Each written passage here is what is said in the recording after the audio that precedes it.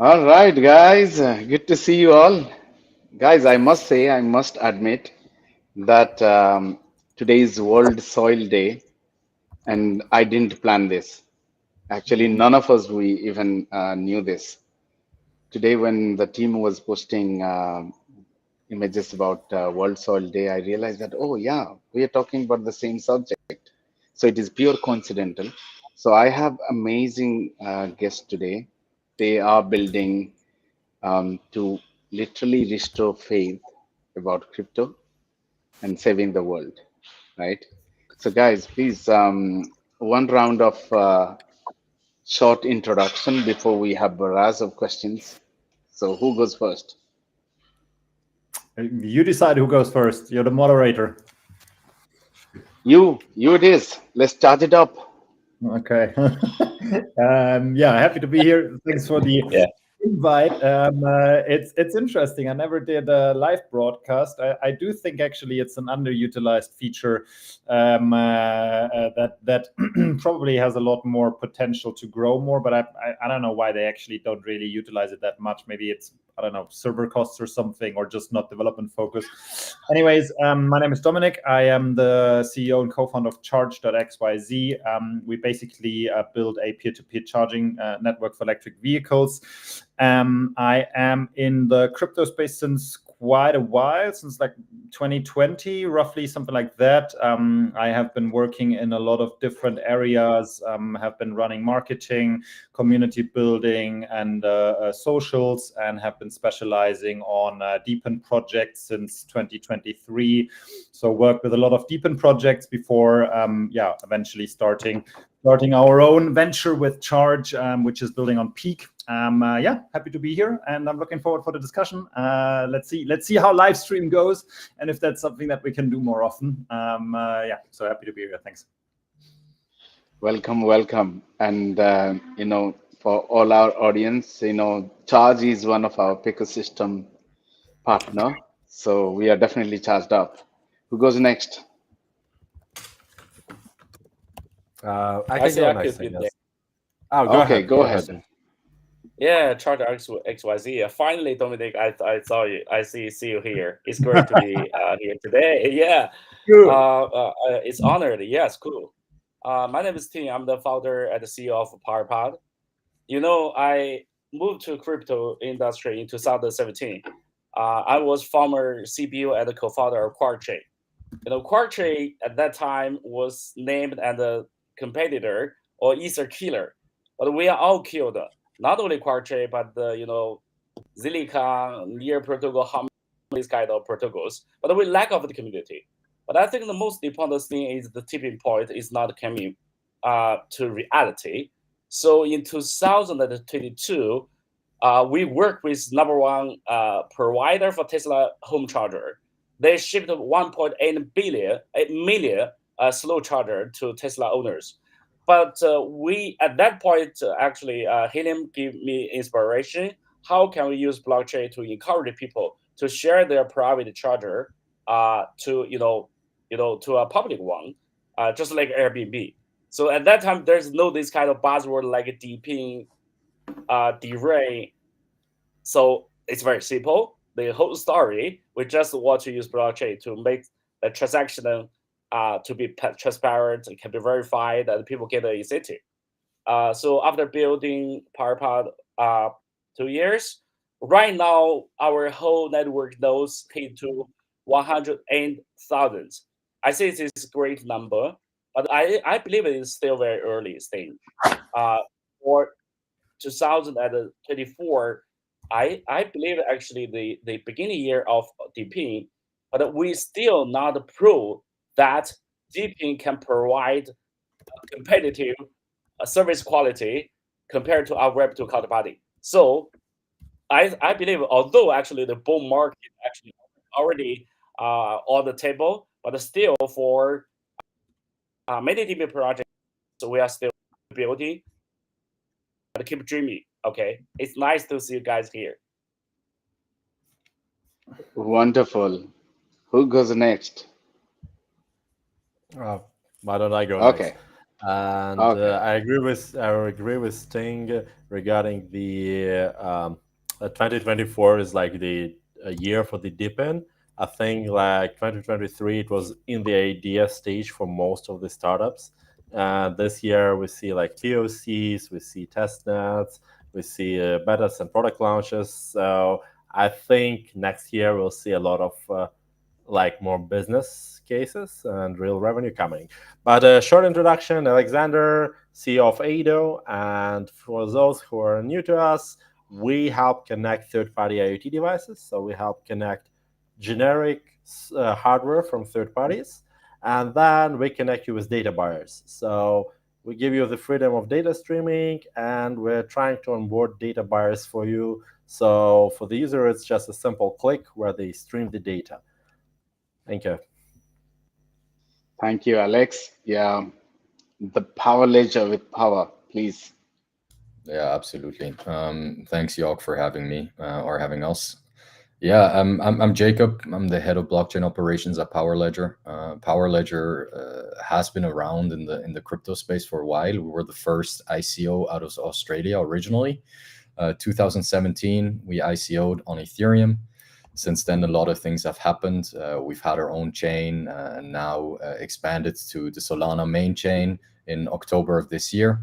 And yeah, DePIN was not even like in our minds originally when we got founded. I think the cool thing about DePIN is that it gives a name to something that we've tried to solve for a long time, and with the words to vocalize what we're building in this space, a lot more investments are flowing in, a lot more interest is flowing in, and people can actually grab what we're building.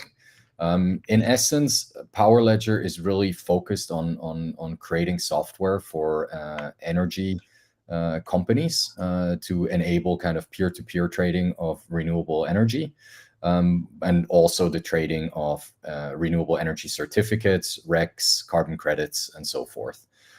We really utilize the existent decentralized infrastructure that is already out there. Anyone who has solar panels on their rooftop, anyone who has a spare battery, potentially even your electric vehicle or electric vehicle batteries, such as what Charge is doing or Powerpod.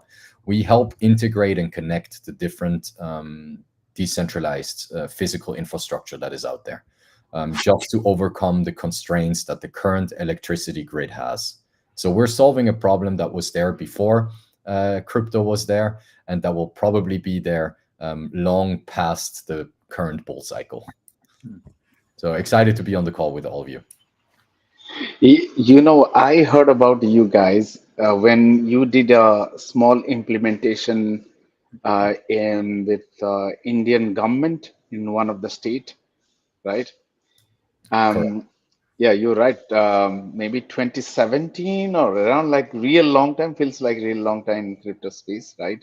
And I heard about you guys and got very excited, right? Yeah. But now that you have actually touched into a very important point, you know, with blockchain, we are already bringing transparency and deep in, especially where you can distribute the rewards equitably, right? There is accountability in that. Why do you think that this hasn't happened before? And even the adoption, if you look, we know that there are so many projects which are building already, but the adoption still seems low, right? May I? Yeah, please go ahead. So I think it's several things has to come. Like Dostoevsky also said that all happy marriages is the same, and all unhappy marriages are unhappy in their own way.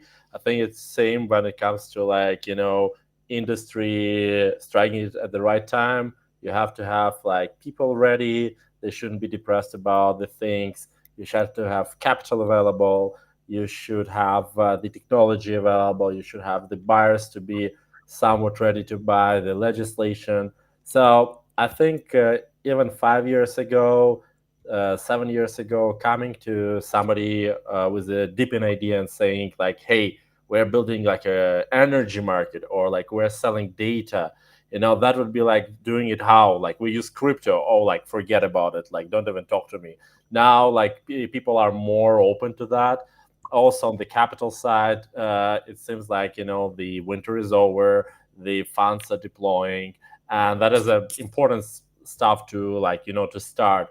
In a way, also the maturity, like, in early days of crypto, it was really hard to distinguish between real project and somebody who claims to be a real project. So now the investors are more educated, users more educated. You can show traction, and they're like willing to stick around. So you have that, and I think it's just like the timing is good now. And when it comes to mass adaptation, it will come once we show more use cases. I don't know if guys agree with me or not, but that's my take here. Amazing. Who wants to add?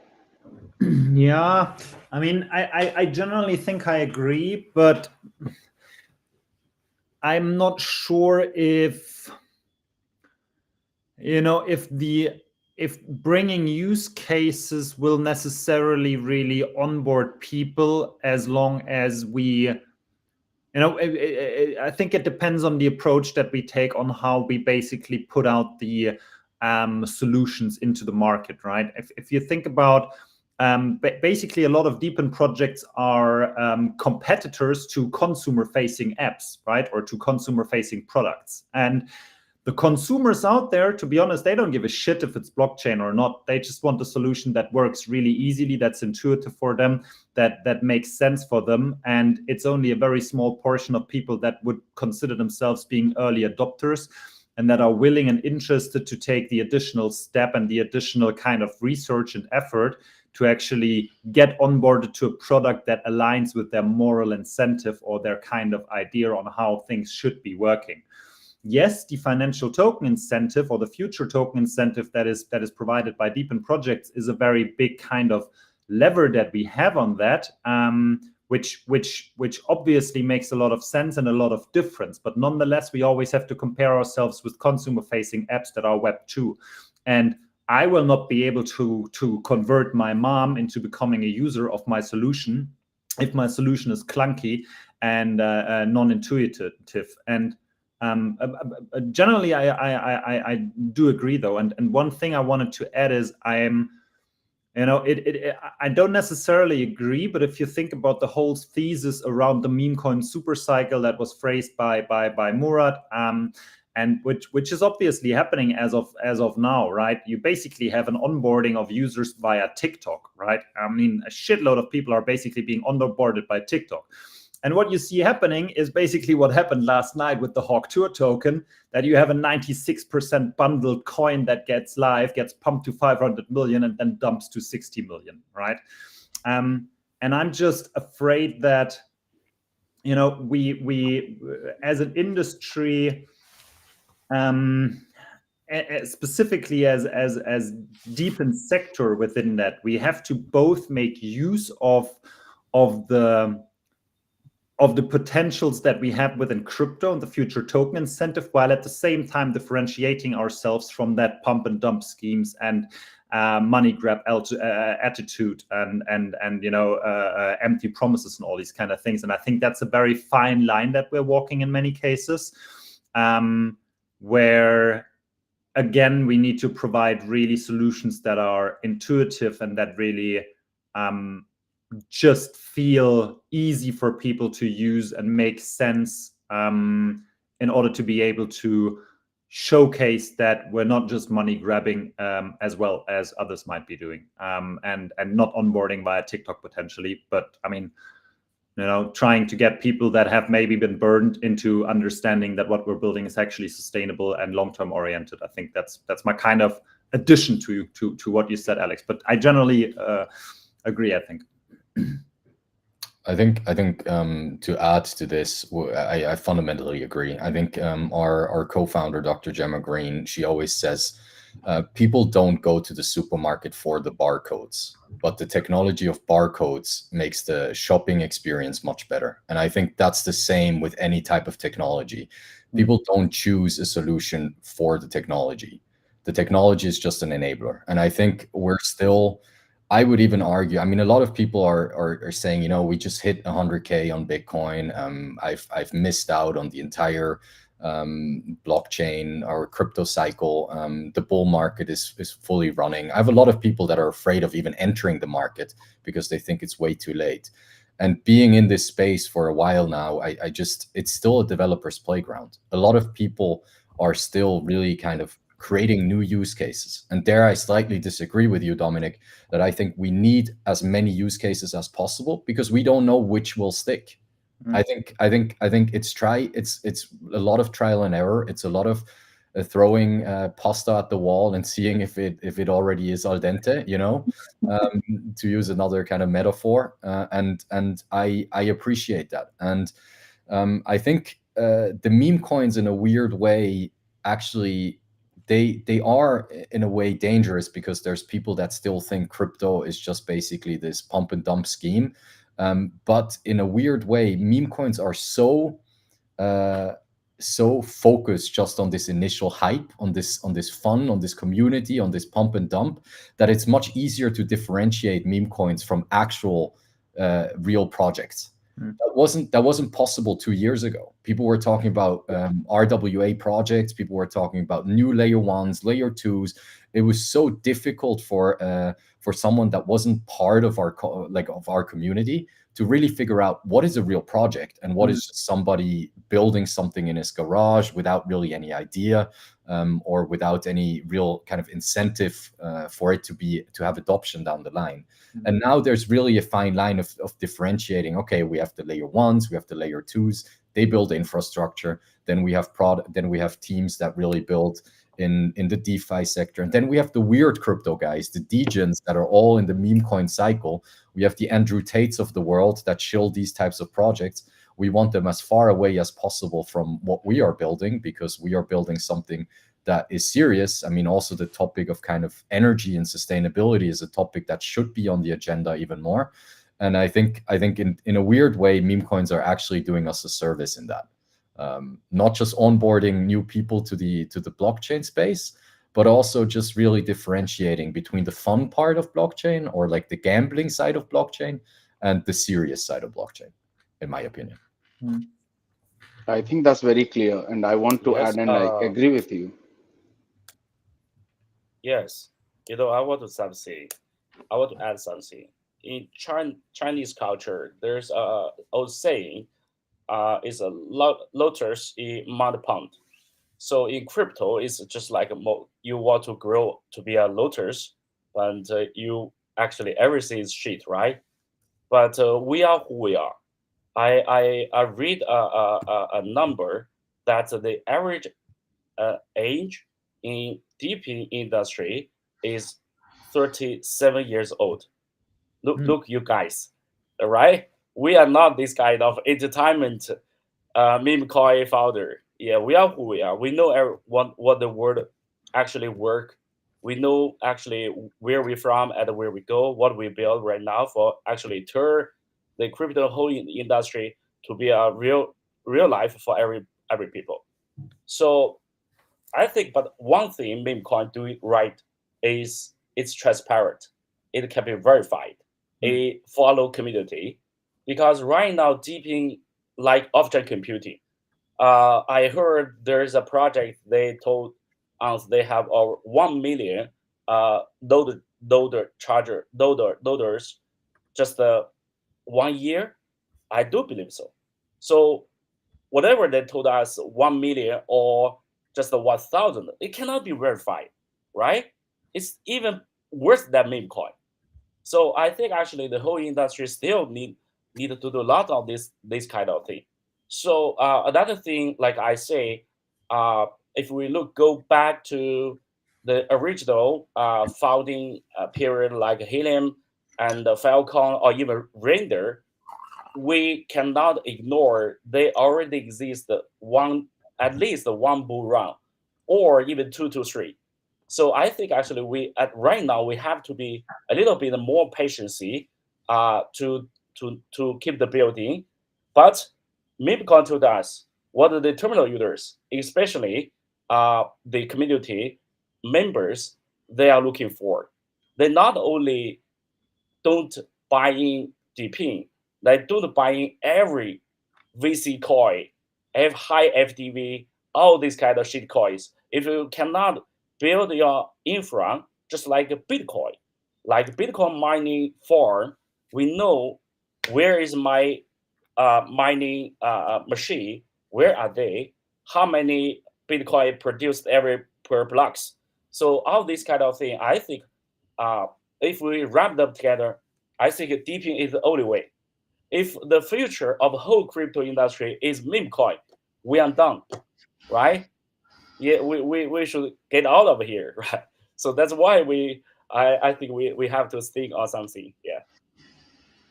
Awesome. Let me get Merlin. Welcome, welcome. Welcome, And welcome. please give a short introduction. And if feel free if you want to extend this, if you have heard some part of the conversation. Yeah, I think I will do a short intro and skip, add a point to Ting, because like I am from Arkeen. I am the CSO of Arkeen, and I'm today covering for my CEO Leo. The thing is, like we're also and like many of the friends I see here, we're all from the same adjacent sector. Arkeen is also into the business of decentralized energy, mainly focused on onboarding solar owners and doing solar monitoring, but also consumption tracking via smart plugs. We're even doing soon a new battery product also. Ting, no fear, it's more on the side of residential house owners. Ting has also already all the mobility sector covered. That's all his part. And we try to have a very holistic approach, because we go on the side of tokenizing carbon offset and adding their layer to the homeowners that invest into this infrastructure and give them additional incentives. And there, yeah, right on the discussion of meme coins versus everyone else, I think like I see it very simple that like yeah, we want to not be intermixed with it, but there are some lessons to be learned, I believe. The main lesson we can all learn from meme coin is how to treat a community and engage a community. This side we can to some extent learn from and cover and take some lessons there. On the other side, one driving potential for it is actually the opposite to ours, and this is like pump and dump as fast as you can. Everyone, like the biggest numbers meme coins drive is simply from this dream of getting rich quick, and this is something we cannot entertain at all. Like we're all building, and everyone is loving to develop real world solutions that have an impact down the line, and uses basically the tokenized aspects to bootstrap in that direction. And it should be like that.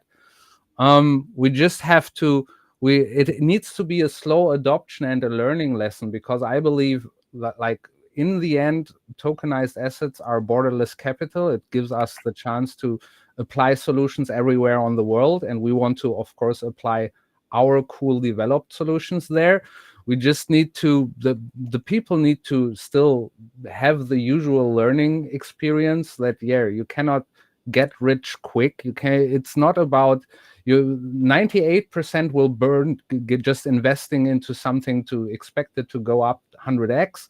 So, but this is something, the smarter people are, the faster they learn the lesson, and then they stay for the borderless capital and they start looking at to more technical solutions. And I think like, yes, we want to take part in crypto moving forward. Like it did also something to me seeing Bitcoin go to 100K, like but it is aspirational for the bigger scene.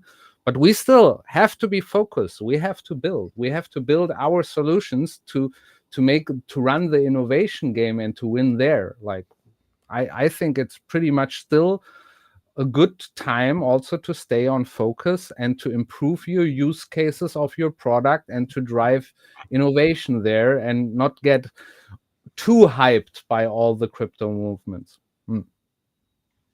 That is awesome. And I would just extend that what Merlin said and put the question to you guys.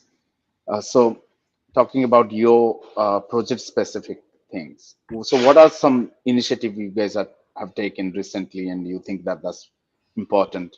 In DGen language, we call alpha, right? So what are some of the alphas? What are you working on? Who goes? want- Dominic. Oh, Alex. Yeah. Okay. So when it comes to our project, we are focusing primarily on data collection, and that's niche of the DePIN. And when it comes to that part, the problem of that is DePIN projects are selling their hardware first, and then once the hardware is sold, the users solely rely on one project to make the money back. And the hardware is usually pretty expensive. I mean, starting from $200 going to more than 1,000 or sometimes thousands. So our alpha, our approach is we're a software company. We just provide the software that you can put on a computer or Raspberry Pi and connect generic devices, meaning that you don't have to buy any hardware from us. We're not making money out of hardware. We're making money out of connecting you with data buyers. So this way we lower costs. This way we're staying away from producing equipment that is already out there in the market, and also by allowing you to connect to different projects and sell data to different buyers. Just almost that. We give you flexibility, so you're not relying on one project. Did you have a question? Yeah. So I was thinking, a project can also use it for its own benefit by, if suppose like, some of the projects are building their own hardware and they cannot cater to the demand sometimes. Yes. Can they utilize in that way and bring in more OEM? Yeah, right. That is Please go actually ahead. one of the use cases. So selling hardware is hard, especially if it's several $100 or more. And what projects don't a lot of times realize it, not just that you produce usually a small batch, you also have to store it, you have warehouses, you have to ship it. The shipment cost can be like for small items can be hundreds of dollars too. And also when you ship it, let's say if you ship hardware to Europe, it has to be licensed there. If you ship it to US, it's a different type of license. So it's a lot of headache, to be honest, when it comes to the hardware. And if the project is focused on data, we just remove that problem. So like they can get access to people in Nigeria, US, Hong Kong, Australia at the same time, and locals just buy the hardware which is locally available, and the shipment is cents or dollars, but not hundreds, because again, the big companies are good with logistics, so we take advantage of that. Awesome. And that question goes to every one of you. Please, just go ahead.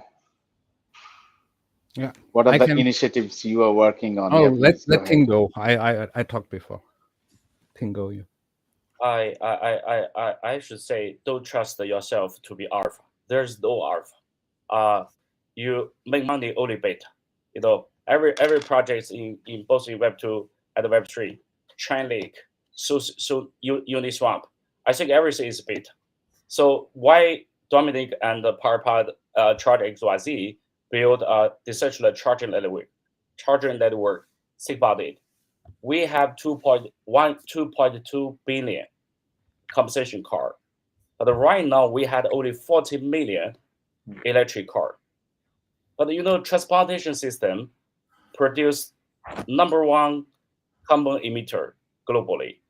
So only 2%, there's still lots of room to growth, right? So I believe the electrification or new energy for transportation system is an unstoppable way. I believe in the future, every car should be an electric car or a new energy car.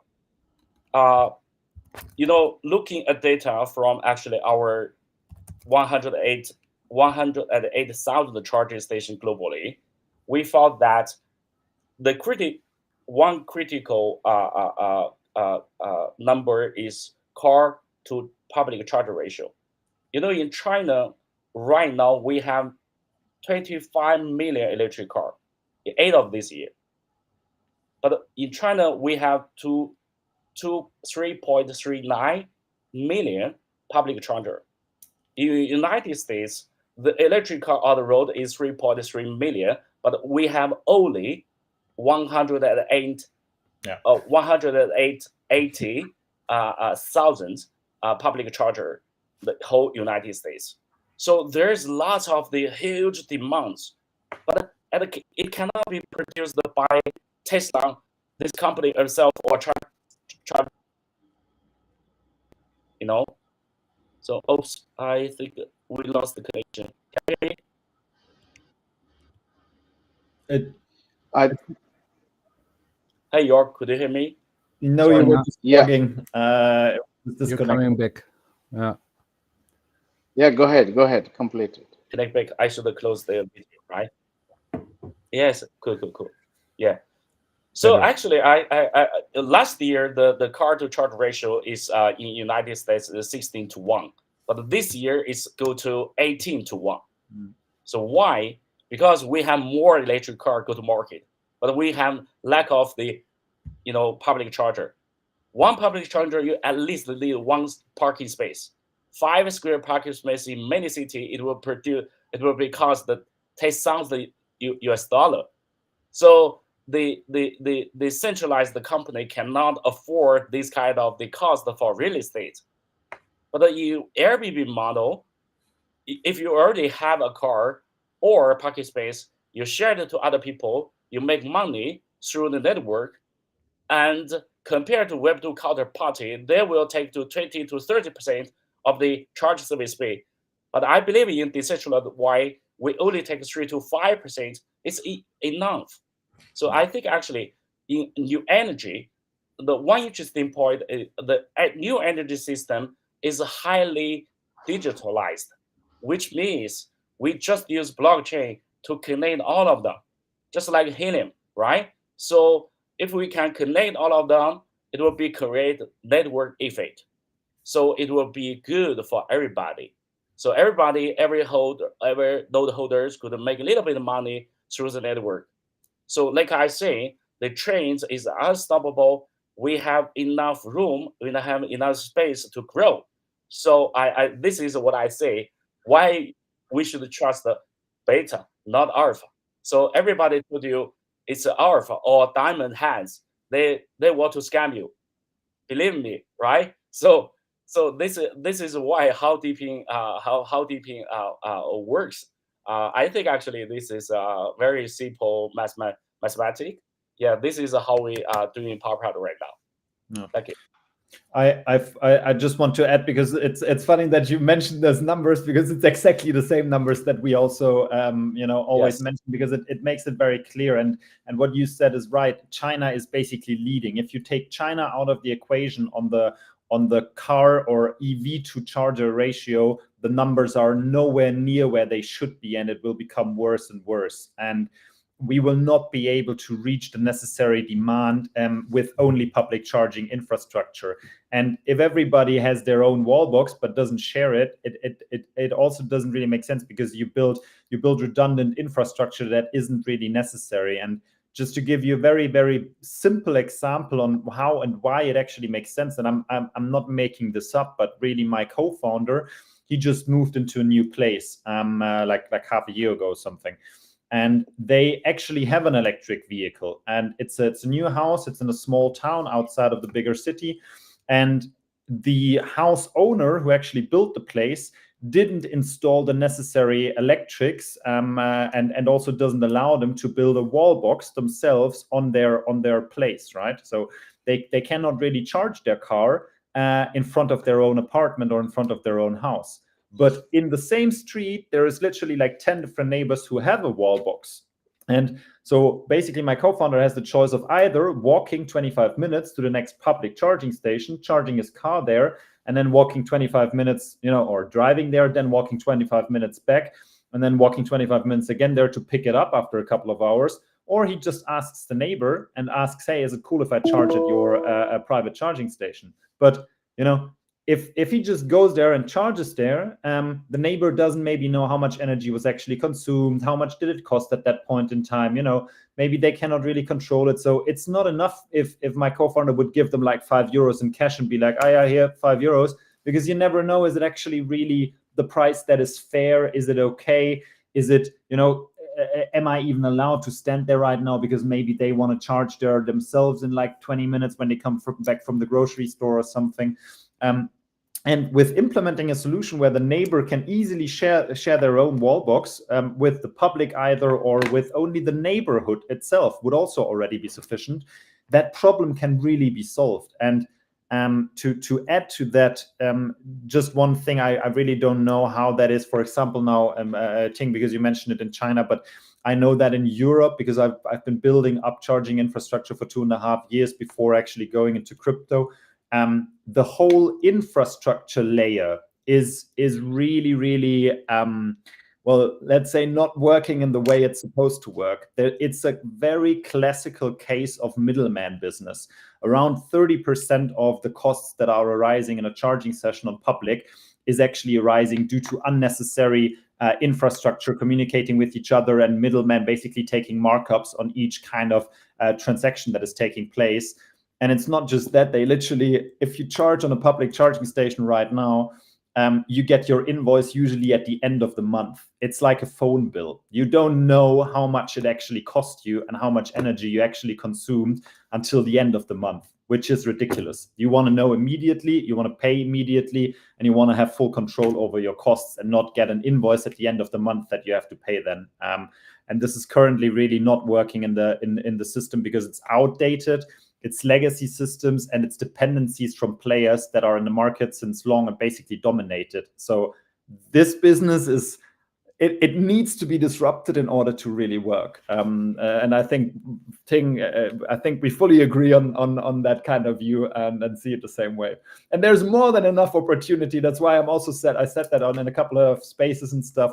I don't even think that Powerpod is a competitor or anything, because this business is so big and it's so relevant. There is more than enough space for several solutions that have complementary kind of solutions and actually fuel each other and help each other to grow. So yeah, I fully agree with what Ting said. Let's see if Powerledger I also just has think the same will be- situation. Yeah, yes. There are 2,700 charging platforms globally right now. Yeah. So there are only 3 DePIN projects in charging sector: Charge XYZ, and the DCharge, and the Powerpod. So we absolutely, it's obvious we need more. Yeah. I want to mention one important, observation. Why China, can do this kind of the fast infrastructure, investment? Because everybody know the government dominate everything, right? They state China have huge money, and their money have a long-term version. They can even wait for 15 years, or even 20 years, or even 30 years. But this model, the China model, is not suitable for many countries. I even believe the Chinese model is unique. It only works in China. But for DePIN founders, for DePIN whole industry, I believe Helium proved that in a decentralized way, we can achieve the efficiency like China infrastructure efficiency. So in this, I believe in this way, just the 3 years to 5 years, Helium have 1 million devices connected to one network. So the efficiency compared to the efficiency in China state-owned model. But that model cannot work in any country in the world. So I think this is the secret. This is the secret why we build in a DePIN fashion, because I believe the digitalization of every industry, everywhere, every country are mature or coming to be mature. We already have this kind of the stacks, technologies, tools, everything. We just need to wait the community to be aware that we can use this way to build the same quality, same infra compared to Web2 counterparty. I think this is the secret. When I live in China, I travel all over the world. I found actually the efficiency behind different model is the critical. theme. Yeah, this is one part I want to add. I also think that I completely agree with Dominic and Ting. I also feel that, sensing the demand cannot be centralized, because centralized companies tend to grab into the lowest hanging fruit, right? Um, Decentralized way, which is how Powerledger, Charge, and you all guys are building, the demand is driven by the contributors and the buyers, right? So it's not I lack of any words. It's not in boardroom. It is outside. Hmm. Do you think that is a natural advantage DePIN projects has? Powerledger, I'll throw that to you. Yes, to an extent. I think the energy market, unfortunately, is still very traditional and is a bit more complex than that. I think there's a lot of companies that have a lot of market power, and they hinder the growth for a lot of these evolutions. We see alternatives popping up. So, for example, we've had a project with Equateur in France, where it was mostly consumer driven, the consumers of Equateur that demanded of the company that they would have a possibility to choose their energy mix. So what the energy that they're actually consuming was being made up of. So they get a 24/7 energy mix view, and they can then choose what type of energy they want to consume. Of course, depending on what is available on the grid at the time of consumption.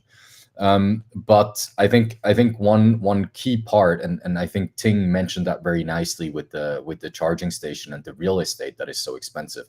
There's a common misincentivization at the moment between infrastructure and production infrastructure and distribution infrastructure, especially when it comes to electricity. So for every euro that flows into the energy production space, so solar cells, solar panels, for example, or wind farms, there's only 50 cents that flow into the transmission and distribution infrastructure. The problem is there's no government incentivization from this infrastructure, and the large companies, usually private companies, are not interested in building long and kind of large infrastructure anymore, because the ROI of these projects is just too low and has too long of a time horizon. And we see that problem already now. I mean, we're not utilizing all of the renewable energy that is being produced. In Switzerland alone, I'm based in Switzerland. In Switzerland alone, we're curbing 20% of our energy production. So 20% of our renewable energy is currently just stopped during the day because there's no way to consume it. And it's better for the energy companies to curb the production of individual homeowner solar panels than to curb their own production, because they can sell their own produced energy. And that's the problem with the market power that large energy companies have. And that's why there's a lot of regulatory pressure to introduce new regulation that makes these things mandatory, that makes peer-to-peer trading mandatory, that makes local energy markets, or that makes it mandatory for energy companies to enable local energy markets. So, for example, to make it even more, I think, in a way absurd, in Switzerland, as a consumer, I can't even choose whom I buy energy from. The state mandates me I have to pay energy from the state, but the company is not even a state-owned company, it's a private company. But I have to buy from that specific company. So like, they have all the power with none of the pressure from the consumer. The cool thing about Switzerland being a direct democracy, we can pass laws, which has happened just now this June, that we actually pass regulation that will give more power to the consumers. So I think it's a bit of a mix when it comes to energy. Yes, consumers are very important, especially as they become more self-sufficient. If homeowners build their own solar panels, their own battery systems, their own chargers in-house, they become much less dependent on the traditional grid. And then the energy companies are forced to find solutions, because a large part of their consumer base is just going to fall away. And I think one other key thing that we really need to consider, we always talk about energy transition, but I think the word transition is wrong because it's energy expansion. We're not trying to transition the current energy production to renewables. We're trying to account for the 3x energy production that we need within the next 10 years. Population growth, energy usage, AI being a huge energy source, energy consumption source. We're not just we can't just think about what do we do in today. How do we get today's energy production to renewable? We have to think about how do we get the 3x of today's consumption to renewable. And that is a way that we cannot think in these traditional infrastructure projects because they take way too long to implement. They're way too costly. Nobody is willing to take the low ROI of these projects. So we need to find decentralized solutions. They're easier to build. They're beneficial for everyone that is involved in them, and they're much faster. They're much more reactive. And that's why I think it's so important that also what Dominic said, that we have different players working on individual parts, because nobody is going to solve all of these parts together. Everybody has to solve a small part. We have to make sure that there's interoperability. That is really, really important. And I think once we solve this, we can actually solve this kind of energy expansion, one step, one product at a time. I want to awesome point. Yeah, please, Marlene. I was about to ask you. Yes. Yeah, I want to add in there because I liked some of the ideas, because basically what you were saying about the grid or like the electricity network in general is something that is, I would describe it as a problem of everyone wants to sell cars, but no one wants to build streets. So you always have this, the infrastructure support is not working. And a very funny aspect there is that it somehow weirdly works in both ways. In Germany, we have the best example where basically in the moment where the grid, everything is owned by the grid, and the grids are the power players, the lobbyists. They dictate the electricity prices and how the market works, and to some extent also how legislation is passed by their power. So you have that issue where if they build something new, that electricity generating facility, it's not a big problem as long as they can sell it. But like as soon as private owners take the burden to increase everything on their side, like suddenly they get solar panels, suddenly they get batteries, suddenly all the grid providers says, oh, our network is not built for that. You cannot do that. You cannot feed your electricity to the grid. It will all go bust. You know, they said this in Germany 30 years ago. They say it every year. Our grid is still working, because they don't want to improve the grid on the cost of selling less electricity to the consumer. So in a way, I also think we need the energy expansion, but I also often like the term, like we in our DePIN project speak about decentralization often. I also like the idea of decoupling from the grid. And this is in essence a technology where we're moving to, because we cannot act against, really in a feasible time, against the grid authority. We cannot simply, at least in Germany as an example, we cannot develop a method to easily pass electricity over the grid, because they will never let it happen. So we need to find insulated community-based solutions. We need to decouple the energy to an extent from the grid. And it's as simply as sharing a power charging station, like using Powerpod and charge to kind of get the electricity passed from one to another. Or in our case, we're now having this battery system to kind of have the solar go into there. And we're even thinking to add AI to it at some point. The thing is, we have to find solutions that disrupt the market by going around some of existing structures to really drive innovation, because only that they will never work at our pace or at the pace that the consumer requires. But the consumer wants a solution. It's like the situation of, I cannot make a charger at my house. I need to use someone else's. So give me a solution. So as long as we can find solutions in these niche ecosystems, it will work. And this is why also like Arkeen is very much focused at this long tail market of solar, because big solar farm owners, they don't have a problem to get their data monetized. They are in cahoots with the grid. It's very easy and accessible. They are big enterprise entities. But for private people, they are never going to allow this at reasonable scale. So our solution is specifically aimed at that. We give those users a smart meter, and they can use Arkeen as a project to monetize this and to get access to carbon offset. And there it is also where like the working together part, I didn't expect it so much to go into the energy DePIN sector, but it's pretty much evident at any point, because like, for example, especially Ting is the best example. There was never a second meeting and talking with Ting which had any kind of evidence of competitive nature. It was like instantly, how can we work together? How can we do something together? How can we push? We just want to push innovation forward. We want to develop faster. And if you can cover A and we can cover B, let's just move forward. Let's just get it done. Let's bring it together and have another solution for another use case.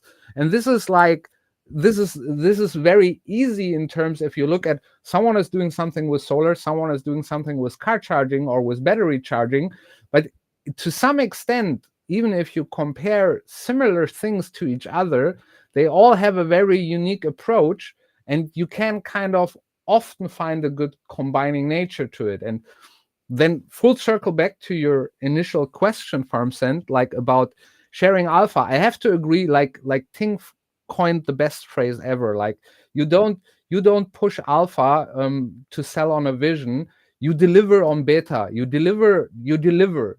Simply skip the story, deliver a solution, and focus on that. And this is also like, this is pretty much what I have also learned in my company now, that like you can always, it's not about getting VC investors to FOMO into something. It's like we're already past that stage in crypto and in blockchain in general. Like focus, build, give a solution that is working instantly. And also, like Alex said, like the key is accessibility. I also don't believe so much into developing high priced items or high priced gadgets that where the revenue comes from selling the gadget. Like this is, come on, this is not the business we are in. Like you have to find the cheapest solution, and the cheapest solution is either give reasonable prices on your tech, or avoid the tech and go via API on hardware provided by others. Use existing technology, repurpose it, do something, bring the solution to the customer as fast as possible. And then the utility has to work. Like you have to make a case where using your device brings in revenue. It's a full cycle. You have the demand and you have the supply, and this is what should be your business drive, and essentially not like making a fancy miner with a lot of logos and marking it up for 5K or something. This shouldn't be there. We should be all past that. And I don't see that in the energy sector. Like the energy sector, because energy is something so tangible, you always see, yeah, like what are we talking about? We want something that works and is applicable. And I think it's going a good way. Just to extend to what Marlene had said, so how do you guys see the next 5-10 years for the energy sector in respect to your solution?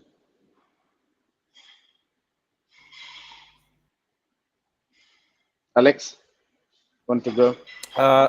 We're not really in the energy sector, but when it comes to energy, what I think will play a role is predictability, and predictability in demand. A big influencer is weather, but outside of the weather, what people usually ignore is some other events. So, for example, in US, when there is an NBA playing and there is a break between the game, the water pressure goes down because everybody runs to the toilet. And that is like not something which will occur when you sit down with analytics and they're like, yeah, should we like account for that? So and here we have like a magic pill of our days, which is of course AI. And I believe that with the help of AI, we can get more data on the demand prediction, and we can make predictions more accurate. Where we come in is that data in particular, like human behavior, weather data, presence sensors like cameras. So you can see how many people are outside, how many people go to their houses and they're not outside. So meaning they're spending and using more electricity since they're home and stuff like that. So more predictability. And with the data, again, I think it can be applicable for both the kind of like Web3 energy sector. Like I had a recently discussion about like Web3, Web2, and the next coming 10 years. And my belief is Web2 will join when they see good use cases. When you show them, hey, it's working, it's cheaper, or it's more efficient, or we can get you more accurate data or better results, and they see it for several years, that they will be hesitantly like, yeah, we should move in, otherwise competitors do that and they'll get an edge. So again, I'm not from energy sector, but I think data and the prediction will bring more efficiency. Thank you. Awesome. Dominic want to expand that? I don't have anything to add, to be honest. Okay. So now that I can add something more. Okay, please go ahead. I think, to be honest, to predict next 5 to 10 years is easy. It's harder to predict the next 5 to 10 months. So, there's a report from IEA that if every country upgrade their grids to fit for the demands from electric vehicle, we need $7 trillion for global. So I think it's not enough. In China, every year we put about $150 billion to upgrade the grids. So that's why the China grids have this scale, So I think actually that's why electric charger cannot every country, every location use fast charger or DC charger. Because the grids, most of the grids was established half a century ago. Like in New Zealand, the car to charge ratio is 90-60 to 1. So why they cannot, if the one community build a fast charger, every car use the fast charger, the whole community, the power system is cranked up. So, but the interesting thing is our energy system, it's like broadcasting system. It's one direction from grids to consumer terminals. You cannot send power back to grids. So the electricity is a commodity with zero storage. So I believe that in next 5 to 10 years, the game changer is power storage, especially for electric car. In modern electric car, it is a huge power pool with 100 kWh every car. So which means 200,000 electric car will store about 1 gigawatts nuclear power plants. So 200,000 can have a huge power pool, which means in the next 5 years, I believe in 2017, we will have another 100 million electric car will be actually adopted by the markets, which means we can produce the power pool to actually store energy 500 nuclear power plants. So it's a huge game changer for human energy system, because our energy system, just like Jacob told us, never changed even 1 century, 100 years ago. We are the same system, right? So I think why today we talk about actually this problem, not 10 years ago, or not 10, the next 10 years later. The tipping point is right now because we already have blockchain, right? Blockchain is a tool, is a charger, is a hub to insert many different digitalization technology. We can work together in a large scale, very large scale. Like I believe in the future, if there is a once charging network, it should be only decentralized way. It cannot be. If you read the annual report from ChargePoint, their business model is correct. They cannot support the charger service, maintenance fee, the real estate, all these kind of things. They cannot afford it. So this only actually we don't even need it because we already have this kind of the to verify the data like Alex told us, and all this kind of the token initiative and actually the fast settlement and clearing or blockchain. We don't need any middleman to actually to take care about our energy system, because energy, everybody know energy is transferred in speed light. So we have this kind of the technology. We just actually link as many people as possible, and the people work for people. So I believe in the future we can the tipping point that came through. I believe actually we can work not only for charging system, just like Burn does. It's upstream and downstream. For crypto industry, for the first time in DePIN sector, we create a downstream and upstream, right? And in vertical integration, the charging, solar panels, power transmission, all these kind of thing. So that's why I'm very bullish on the whole DePIN sector industry. I don't care about all this kind of buzzword. What Bitcoin next the 1 million the price is bullshit, right? So we still have lots of the work to do. Yeah. So yeah, let's Sorry, guys, we are a bit short of time, but you know what yes. we will do is we will bring you guys back because there's some interesting discussion. You guys are so amazing. But before we let you go, any parting thoughts in one sentences? Merlin, take it. Yeah, like my parting thoughts will be for the longer future, and it's like I predict that that DePIN will become a lifestyle akin to like Linux people. Like if someone gets hooked into this will be a future lifestyle method of making your things working and to participate in more modern technology. And also in the next 10 years, Arkeen will have offset all green BTC emissions. Beautiful. This is our project, and we will do it. All the best, Marlene, and we will keep a big watch on you guys and how you are progressing. And yeah, so Alex. Sure. So I would take a look at the demand for data. There are AIs popping here and there. They all need the data. They need data sets. And DePIN is the most efficient way and the cheapest way to get the data there. So for those who are skeptical, just look at the numbers. There is nothing better than the DePIN when it comes to data, providing the data. I also encourage you to check our website, Aydo.ai. We're launching the app end of this year, beginning of the next. So if you want to try it out, you don't need to buy any hardware. You can download the software. Thank you.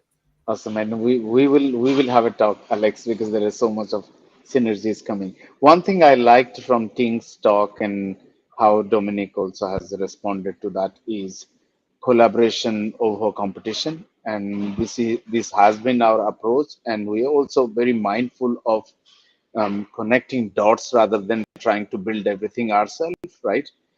So I think that is going to be a key factor, joining hands and developing communities in silos, ensuring that they are self-sufficient. With that concluding thoughts, thank you guys, and I look forward to bring you guys back and and have this conversation. Oh my God! And yeah, I will try that. So thank you for joining, Anytime. and I look forward to more. Have a wonderful day. Thank you so much. Okay. Thank you so Thank you much. very Bye. much. Take care. Bye.